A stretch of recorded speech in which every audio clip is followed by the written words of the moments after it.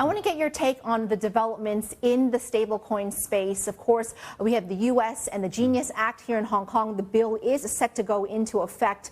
What are some of the challenges with regard to the stablecoin bill here in Hong Kong?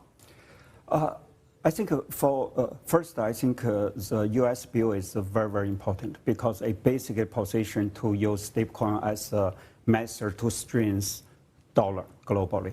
So that's why also the reason central government of China really begin to pay attention to stablecoin and along with Hong Kong bill.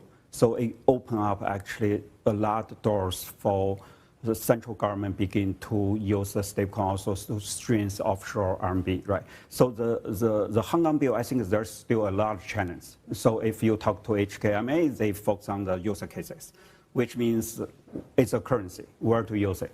So I think that's something, all the potential issuers are working on to try to present more use cases to MA and see, what's a market, where's the stablecoin really useful. In Hong Kong, the bill covers Hong Kong dollar, renminbi, and U.S. dollar. Is there going to be any challenge in having the capital? Because in order for it to be pegged to the fiat currency, whoever is the issuer must have that amount in actual hard currency. Yes, that's actually also the challenge related to use cases. Because if you go to retail, then people need to basically top up their wallets, then put money in your reserve. If you use, for example, crypto trading, then you basically need the liquidity in those crypto exchanges to facilitate crypto trading. But also another use case could be internal, which means a large multinational, they have huge supply chain and factories around the world. So it's really expensive and hard for them to manage treasury and the cash globally. So if also another use case is the stablecoin used for internal use to manage the supply chain, manage the treasury, within the ecosystem. So I personally, I think this one probably make more sense in the beginning. Yeah. I spoke with RD Technologies, and they were one of the players in the sandbox that had been running for about 1 year. They're very keen to launch their stablecoin. At Red Date, are you guys going to be doing anything, getting involved? How are you involved in the stablecoin bill?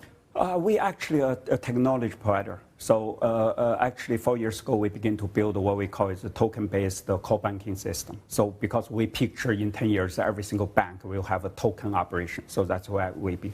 So that system right now can be, help the issuers to set up a stablecoin operation very easily. So that's why we basically stablecoin technology supplier in Hong Kong. So we actually help a lot of potential issuers setting up their system and operation right now.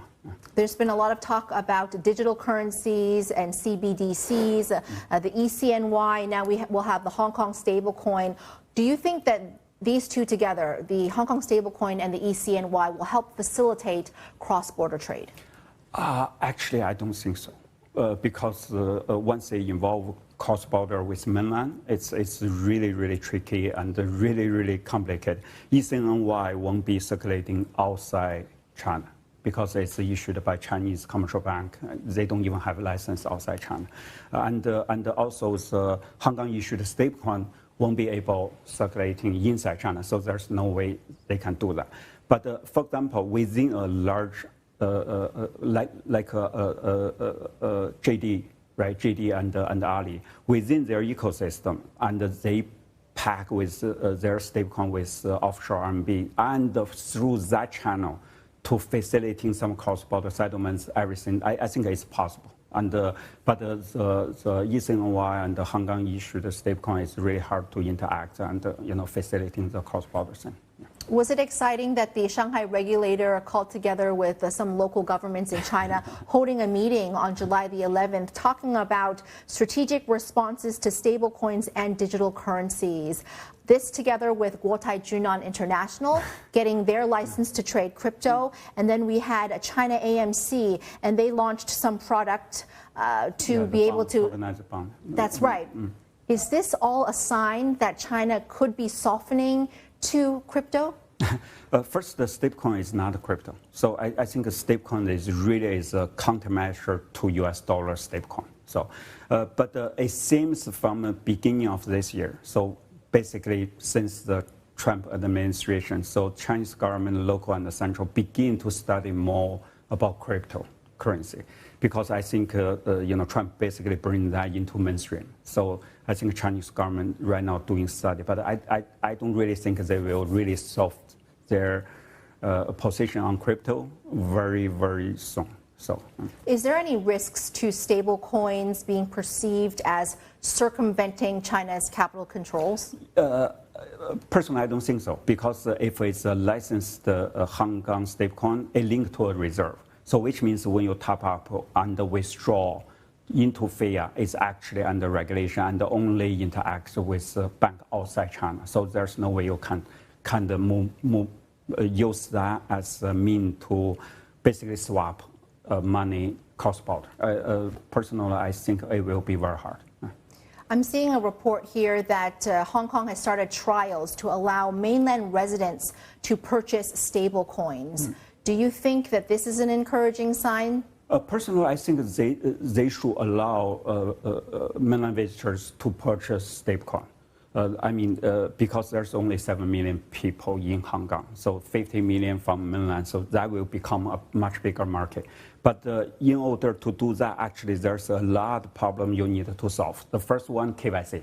How you KYC mainland visitor? We're actually working with a telco in Hong Kong to try to set up a solution to help stablecoin issuers to KYC very easily, very cheaply, to KYC Hong Kong citizens and also mainland visitors. Yeah.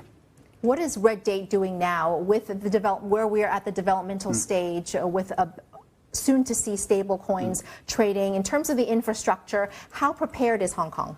Actually, we are helping Hong Kong to do that. So we basically will set up a big stablecoin issuance platform. So any small, medium company come here, click buttons, they can issue their own stablecoin under regulation. Also, we set up the KYC thing, because without KYC, you cannot regulate stablecoin. Another one is we also set up, which is pretty complicated. We want to link all the stablecoin issued in Hong Kong with global stablecoin together. So which means you can swap between them, and you can basically pay each other across different stablecoins. So I think with those three set up, it will form the infrastructure. And we really believe Hong Kong can become the capital of stablecoin.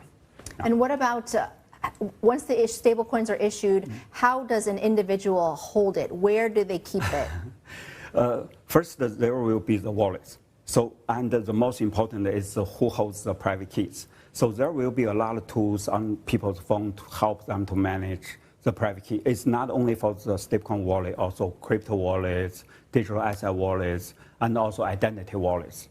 For that. So the management tool of private key will become a very popular daily app for everyone in next 3 to 5 years.